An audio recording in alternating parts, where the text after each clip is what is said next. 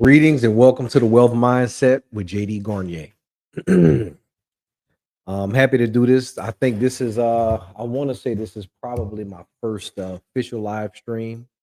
But if you know my videos, you know my content, you know that I talk about wealth.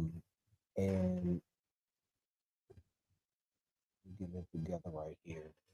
I want to do this more often just because I think that man, there's so much going on in the world right now. Um, People need to hear from wise counsel. People need to hear from wise counsel. There's so many people giving information, so many people painting perspectives, telling people how they need to live, and a lot of it is false information.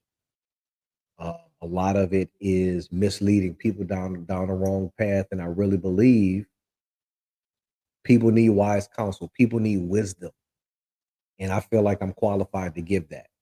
And so, if you understand the concept of the wealth mindset, it's not anything that we need to acquire. It's a way that we need to think. And so that's how I try to shape my message so that people not just think about the superficial things that we pursue in life, but more importantly, the fundamental things, the things that make us our core. Those are the things that are going to fulfill us. But if we learn how to connect those things, then we also learn how to um, connect those things with wealth and acquiring wealth in our lives. And wealth is really, I say all the time, rich is the abundance of resources and money. You can have a whole lot of money, a whole lot of resources, and you can be rich. But as long as that money, as long as that income is directly connected to your time, you can't get wealth. Wealth is the separation of time and money. You become wealthy when your money increases, when your resources increase, when your income increases without the requirement of your time, without you having to work for it. That's when you become wealthy. And there's only really three ways to acquire wealth, and that is to either buy assets, create assets, or become an asset, right? It's very simple. But at the end of the day, the goal is whether you own, no matter how you acquire assets, the goal is for those assets to either replace or increase your income to a point where you buy back your time. That's the ultimate goal. And then once you have your time, you can focus on God's original instruction in your life, which is your purpose. But it is very difficult to connect to your purpose when you don't have the resources available. And so the two things are connected. And so, with that being said, I want to get into my message today because I tell my kids all the time that life is math. Life is nothing but a math equation, regardless of whether or not we're talking about wealth. Every decision that you make is a mathematical calculation. Think about that. Every decision you make in life, you are calculating something. What time you wake up in the morning, how long you brush your teeth, how much coffee do you make, what time you have to go to work, how much gas you put in your tank, whether or not you're gonna buy that house, what shoe you gonna wear, what size shoe do you wear. Every decision that you make throughout the day, you are calculating something in your mind, something that is either to your benefit or to your detriment. You are making a mathematical calculation in your mind to hopefully advance you and move you forward. Life is nothing but math. You constantly thinking over what things are going to benefit you. And when it comes down to it, most times it's a mathematical calculation. And so, whether you realize it or not, you're constantly adding and subtracting and multiplying life in your head at every single moment, from simple decisions to very complex and complicated decisions.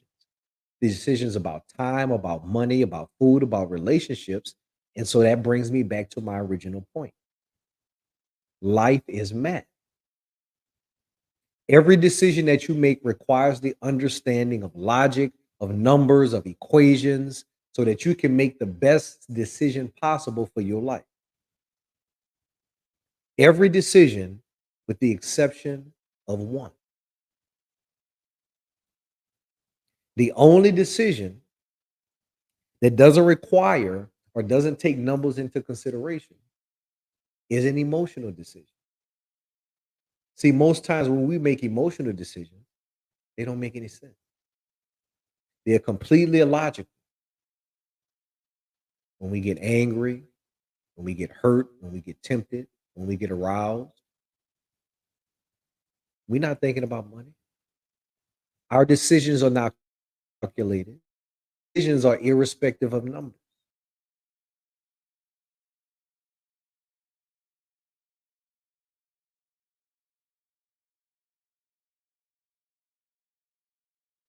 Is that usually costs us.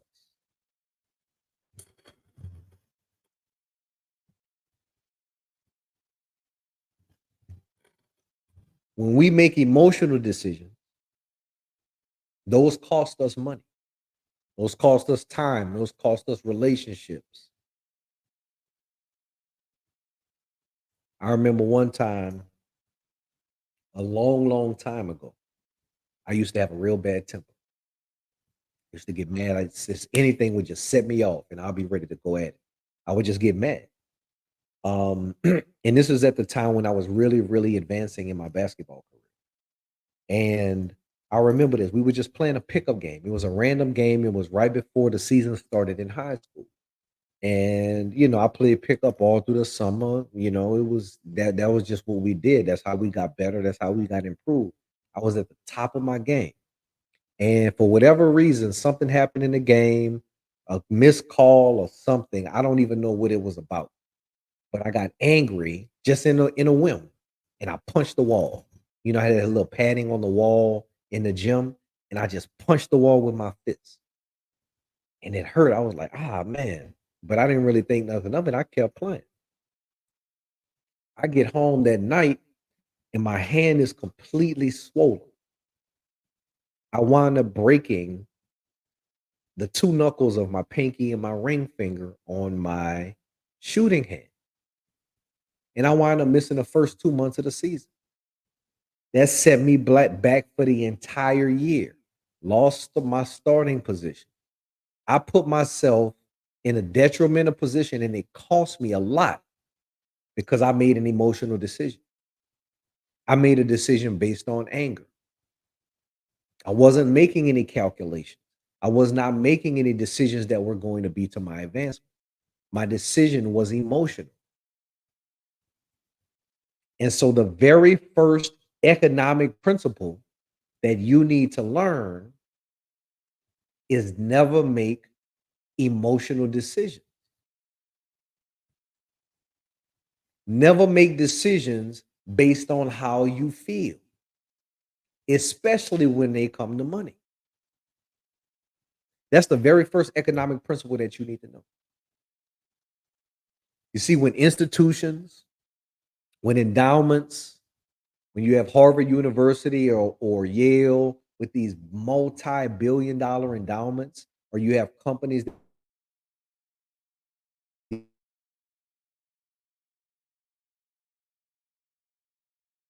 those decisions are not emotional decisions.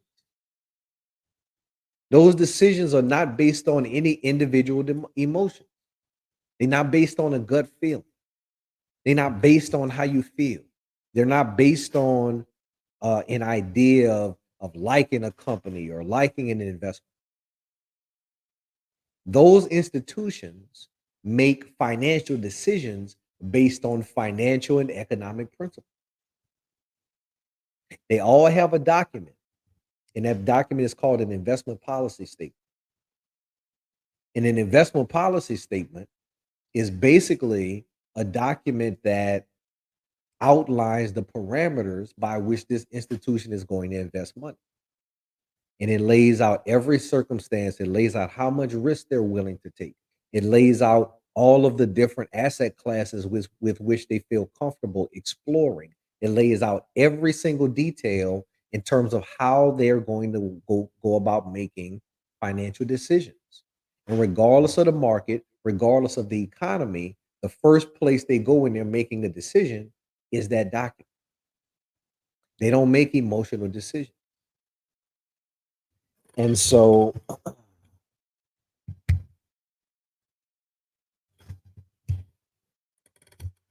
if you don't get anything else from what I say, do not make emotional decisions, especially when it comes to your money.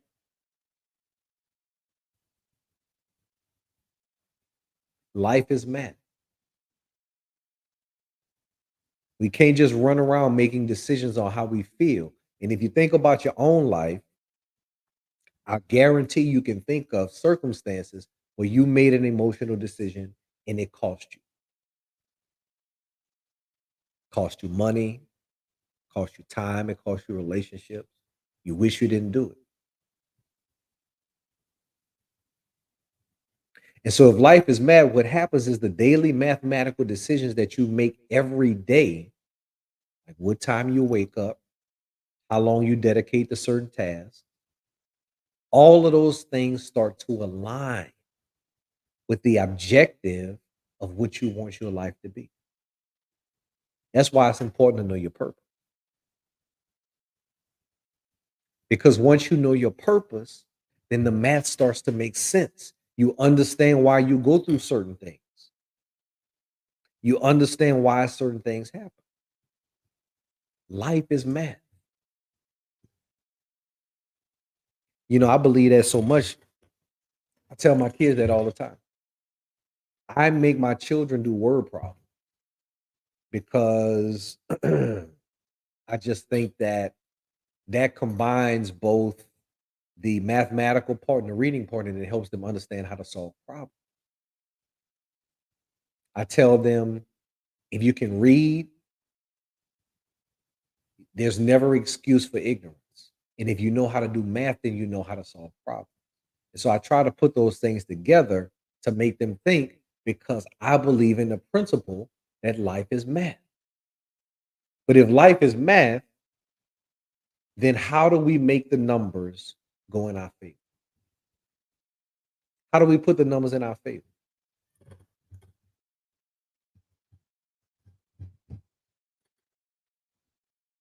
If we go with the idea,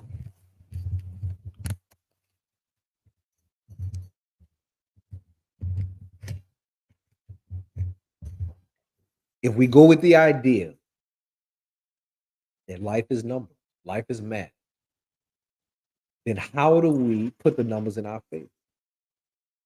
But the most basic financial principle that I've learned is something called compound interest.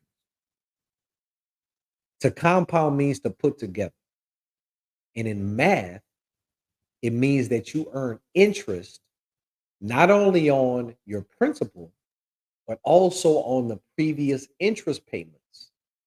And mathematically, what happens is this creates a snowball effect that allows money to see large extrapolations and growth over long periods of time.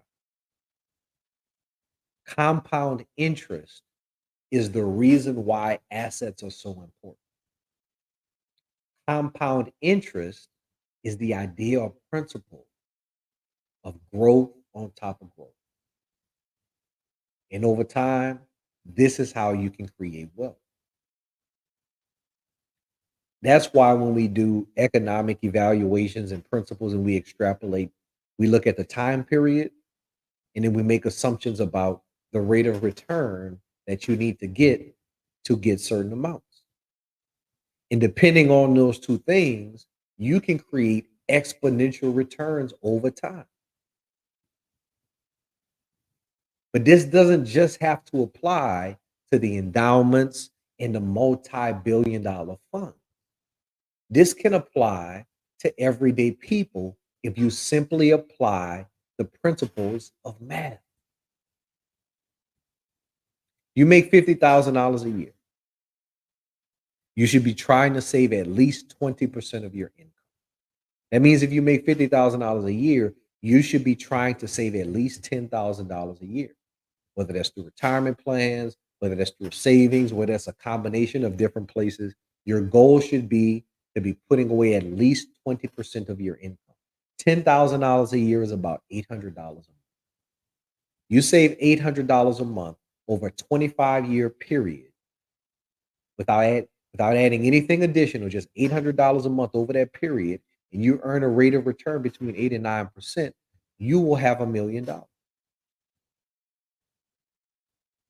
Just by that alone, you will have $1,000,000.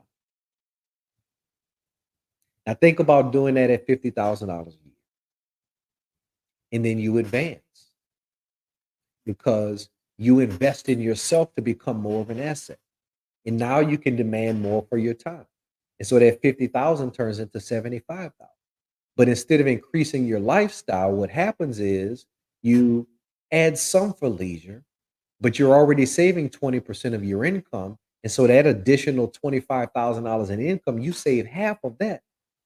So you add on top of that and you double your savings. Now you get to that $1,000,000 faster than 25 years. Well, now you're reinvesting in yourself again. So now you can demand more for your time. So that 75,000 becomes 100,000. You're already saving the 20% of the first 50,000, half of the next 25,000. Now you can save half of the next 25,000. That's almost $50,000 a year that you're putting away. Now, how much faster are you getting to that $1,000,000? Do you understand the principle of compound interest? On top of that, you are earning a rate of return each and every year. Whether you're choosing to invest in the stock market, whether you invest in real estate, your money needs to be in something earning a rate of return. What things to invest in is a whole different conversation. That's what I do for them. But the goal is you want the numbers to work in your favor. You want to participate in the economic system and utilize the principle of compounding so that you can accumulate wealth in your life. That's the way it works. You have to use these principles in your favor. Now, if you get a higher return, if you have more capital available, then you can achieve these numbers faster.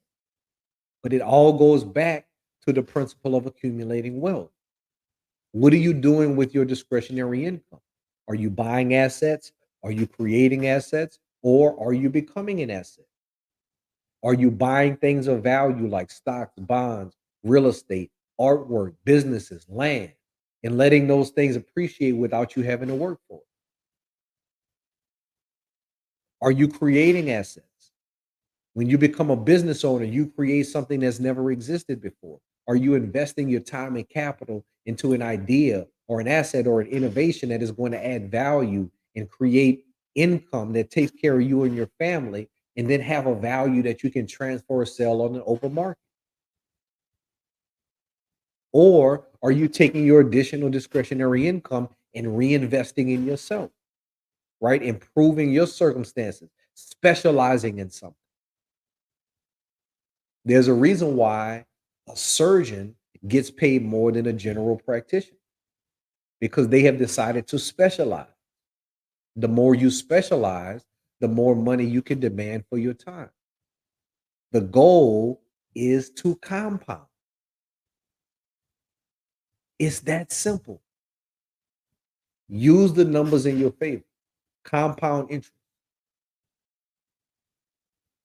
That's how we have to think. How do we use the numbers in our favor? You cannot work enough to replace your income. It's impossible. You cannot earn enough money on a job to replace your income for the rest of your life.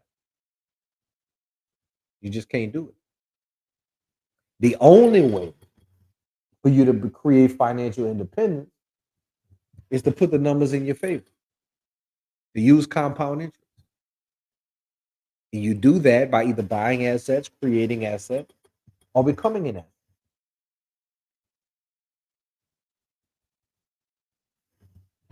Now, of course, there's things involved in that. There's patience, right? We want everything fast. You have to be willing to wait. The last thing to grow on a tree is the fruit. It's a whole lot of work that comes before you actually bear fruit. See, everybody trying to get to the bag these days. The bag is short term thinking. If you truly want to create wealth, you have to be able to willing to plant the tree. That's the first thing, right? That comes with it. You have to have patience. You also have to be willing to take a risk, right? So it's not as simple as taking advantage of the numbers because these things help you take the emotion out of it. I told you the only financial decision that you make that does not require math is emotional decisions. Unfortunately, most times when we are making financial decisions, our emotions involved, our feelings involved, right? It's based on a gut feeling that's making us feel good. And so you have to train your mind not to make financial decisions based on emotion. That's why you have to have patience. That's why you have to be willing to wait for something.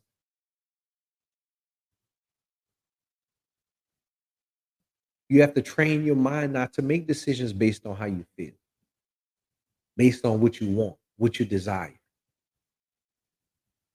Because the thing about compounding is as much as it applies to the numbers, as much as it applies to investment returns, to building wealth, guess what?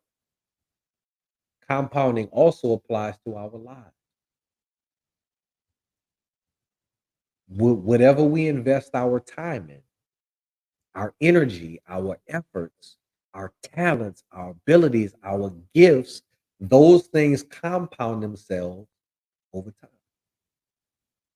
Whatever we commit ourselves to compounds itself over time in terms of potential value to the world. The more things you specialize in, the more energy you give to something, the more you compound it into the world. This principle works across the board. It is a multiplier.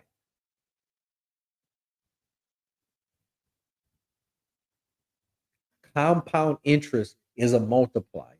It is the equalizer, but you have to be able to put in on the front end, whether it's money that you're investing, whether it is time that you are putting in, you have to be able to put the time in on the front end for you to reap the benefits of the compound interest on the back.